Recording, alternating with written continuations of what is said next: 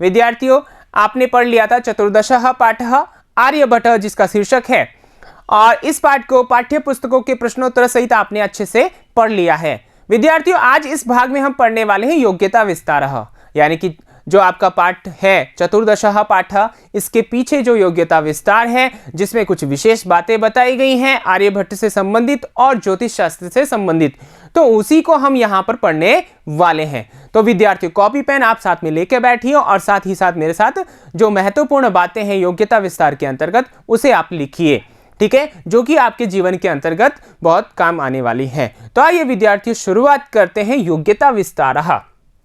देखिए सबसे पहले यहां पर देखिए कुछ महत्वपूर्ण बातें हैं, तो उनको हम ध्यान रख लेते हैं, आप भी लिख लीजिए और समझ लीजिए। देखिए आर्यभट्टः अश्मकाचार्य इति नामना अपि ज्ञायते, ठीक है, पहला जो आपका बिंदु है इसमें लिखा है कि आर्यभट्ट जो है अश्मकाचार्य इति नामना अपि ज्ञायते, अश्मकाचार्य इस नाम से भी जाने जाते हैं, ठीक है। तो देखिए विद्यार्थियों जो पाटलिपुत्र है वहां पर कुछ लोग मानते हैं कि इनका जन्म हुआ और कुछ लोग मानते हैं कि महाराष्ट्र में हुआ, ठीक है ना, अश्मक नामक स्थान पर हुआ, तो इस वजह से अश्मकाचार्य ऐसा कहते हैं। तो ये किंवदंतियां है, ठीक है ना, तो इस आधार पर ये जो है कुछ लोग इनको अश्मकाचार्य भी कहते हैं। आगे बात समझ में, आगे देखिए आर्यभट्टेन दशमलव पद्धत्याः प्रयोगः कृतः, ठीक है, आर्यभट्ट के द्वारा दशमलव पद्धति का प्रयोग किया गया। किसका? दशमलव पद्धति का, यानी कि जो गणित में दशमलव पद्धति या प्रक्रिया या विधि का जो प्रयोग किया जाता है वो इन्हीं के द्वारा सबसे पहले किया गया, ठीक है। अनेना इनके द्वारा आर्यभट्ट के द्वारा पाई, ठीक है ना, इत्यस्य मानम निर्धारितम, पाई जो है, ठीक है ना, गणित में आती है पाई, ठीक है, पाई का मान जो है वह, तो उसका मान निर्धारित किया गया, यत, ठीक है ना, यत जो दशमलव इत्यनंतरम, दशमलव इसके बाद चतुरंकात यावत, 4 अंकों तक, कितने अंकों तक विद्यार्थियों? 4 अंकों तक लिखितम लिखा गया, यथा जैसे, ठीक है ना, यहां पर देखिए पाई बराबर 3.1416, ठीक है, समझ में आ गया। तो यहां पर इस प्रकार इन्होंने 4 अंकों तक बताया पाई का मान, किन्होंने? आर्यभट्ट ने, ठीक है ना।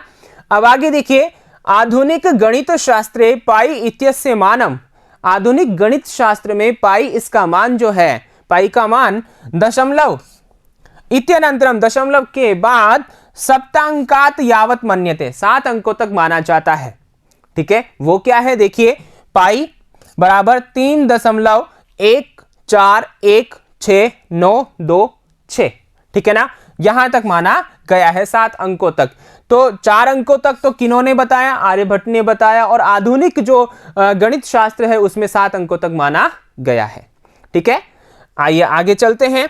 आर्यभट्टेन आर्यभट्टीयम इत्याख्यः ग्रंथः लिखितः, आर्यभट्ट के द्वारा आर्यभट्टीयम, ठीक है ना, पुस्तक में भी आपने पढ़ लिया है, तो यह आर्यभट्टीयम जो ग्रंथ है वह इनके द्वारा लिखा गया। अस्य ग्रंथस्य रचना, इस ग्रंथ की रचना 499 ईस्वी अभवत, 499 ईस्वी में हुई। अयम विंशति आर्य छंदस्सु निबद्ध अस्ति, यह जो है 20 आर्य छंदों में निबद्ध है, यानी कि लिखा गया है, जिसमें सिद्धांतों के विषय में बताया है, गणित के सिद्धांतों के बारे में चर्चा की गई है, ठीक है विद्यार्थियों। तो ये बातें आपको समझ में आ गई होंगी, ठीक है। आगे चलते हैं। आगे देखिए भारतीय ज्योतिष शास्त्र से प्रमुखाचार्य, भारतीय ज्योतिष शास्त्र के कुछ आचार्य हैं, वो कौन से हैं? यहां पर देखिए जो जिन्होंने ज्योतिष शास्त्र के बारे में चर्चा की है, अपने ग्रंथ लिखे हैं। तो देखिए लगदह, ठीक है ना, इन्हें लगद मुनि भी कहते हैं, लगद मुनि भी, इनके द्वारा जो लिखा गया है वेदांग ज्योतिषः, ये ग्रंथ लिखा हुआ है वेदांग ज्योतिषः। विद्यार्थियों यहां से प्रश्न जो है वो बन सकता है, कैसे बन सकता है? वो ऐसे बन सकता है कि यहां पर जो व्यक्ति दे दिया, यानी कि जो है रचनाकार दे दिया और उनकी किताबों के नाम दे दिया और आपको कह दिया कि मिलाइए, ठीक है ना, तो ऐसे प्रश्न यहां से बन सकते हैं।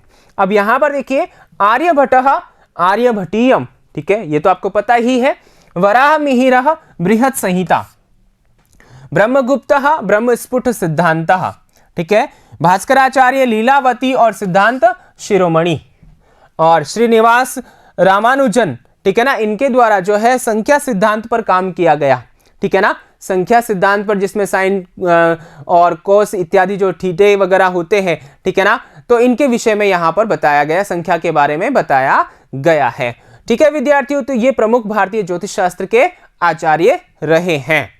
आइए आगे चलते हैं। आगे देखिए, महत्वपूर्णानि तथ्यानि, महत्वपूर्ण तथ्य है, आपको पता है यहां पर वेधशाला किसे कहते हैं, वेधशाला के बारे में पहले भी आपको बताया गया है। तो यहां पर देखिए, ग्रह नक्षत्र इत्यादि नाम गति ही स्थिति ही इत्यनयो ज्ञानम यत्र गणना विधिना अथवा यांत्रिक विधिना क्रियते सा वेधशाला प्रयोगशाला वा कथ्यते यथा जंतर मंतर इति।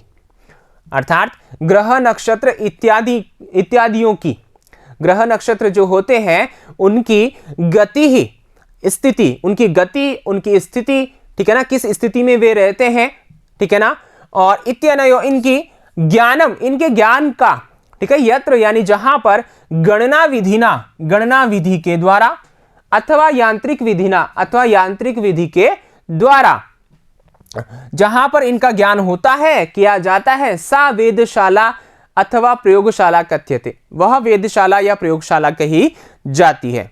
जैसे कि एक अच्छा उदाहरण है जयपुर में स्थित जंतर मंतर, ठीक है ना, समझ में आ गया।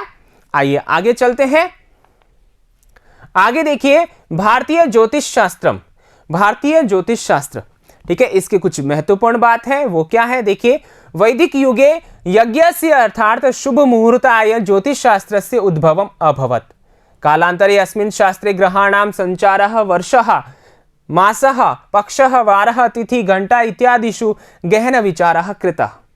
ठीक है, अब यहां पर देखिए, भारतीय जो ज्योतिष शास्त्र है वह प्राचीन है, ठीक है ना, और ये क्यों अपनाया गया या इसकी शुरुआत कैसे हुई, किस लिए हुआ करती थी, यानी ज्योतिष शास्त्र की पढ़ाई। तो यहां पर देखिए कहा है कि वैदिक युगे, वैदिक काल में यज्ञस्य यानी कि यज्ञ जो किया जाता था, हवन इत्यादि किया जाता था, उसके, ठीक है ना, उसको करने के लिए उसको किस विधि से किया जाए या कब किया जाए, किस समय में किया जाए, ऐसा जानने के लिए, अर्थात शुभ मुहूर्ताय, शुभ मुहूर्त के लिए, ठीक है ना, अच्छे मुहूर्त के लिए कोई भी काम करते हैं तो हम क्या कहते हैं, अच्छे मुहूर्त को ढूंढते हैं, भाई किस मुहूर्त में करें। वैसे तो सभी समय अच्छा होता है अगर हम चाहें तो, लेकिन ज्योतिष शास्त्र के अनुसार कुछ अच्छा योग जो बनता है उसे मुहूर्त कहते हैं।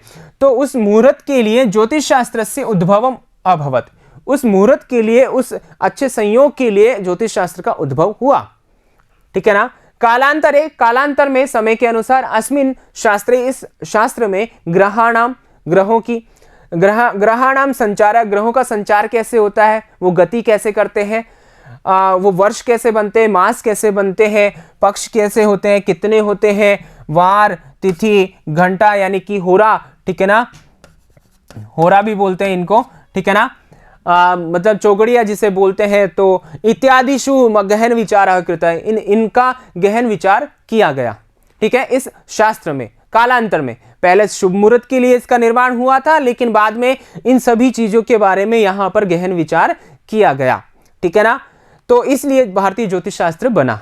आगे बात समझ में। अब यहां पर देखिए, ज्योतिष शास्त्रस्य तिस्रः विधा भवन्ति, ज्योतिष शास्त्र की 3 विधाएं होती हैं। देखिए, आपके पाठ्य पुस्तक के अनुसार 3 विधाएं होती हैं, वैसे 5 विधाओं में ये विभक्त है, ऐसा कहा जाता है, लेकिन आपको ये 3 विधाएं ध्यान रखनी है। कौन सी है, यहां पर देखिए, सिद्धांत, ठीक है ना। सिद्धांत क्या होता है कि जो भी ज्योतिष शास्त्र में बताया गया वो सिद्धांतों के रूप में जहां वर्णन होता है, ठीक है ना, जैसे अस्मिन् सिद्धान्तानां वर्णनम भवति, इसमें सिद्धांत ज्योतिष में सिद्धांतों का वर्णन होता है, किसी भी बात को किस तरीके से कहा जाता है या किस प्रकार कहना होता है, तो ऐसे सिद्धांत जो है, सूत्र जो है, वो यहां पर बताए गए हैं, ठीक है। दूसरा अपने पास में है फलित, फलित ज्योतिष, ठीक है ना। फलित ज्योतिष किसे कहते हैं, तो देखिए, अस्मिन् ग्रह नक्षत्राणाम स्थित्याधारेण भाग्यस्य कर्मणः च विवेचनम क्रियते, यानी कि इसमें ग्रह नक्षत्रों के आधार पर, उनकी स्थिति के आधार पर, ठीक है ना, उनकी अवस्था के आधार पर व्यक्ति के कर्म और भाग्य का निर्धारण किया जाता है, यानी कि उसके साथ कल क्या घटने वाला है, ऐसी अनुमान लगाया, ऐसा अनुमान किया जाता है, ठीक है ना। तो ये फलित ज्योतिष शास्त्र के अंतर्गत होता है। और विद्यार्थियों आपको पता होना चाहिए कि आर्यभट्ट इसी फलित ज्योतिष शास्त्र के ऊपर विश्वास नहीं करते थे, ठीक है ना, फलित ज्योतिष शास्त्र को नहीं मानते थे। आगे बात समझ में। अब आगे देखिए तीसरा जो है वो है आपके पास में गणित ज्योतिष शास्त्र, ठीक है ना, गणित ज्योतिष शास्त्र।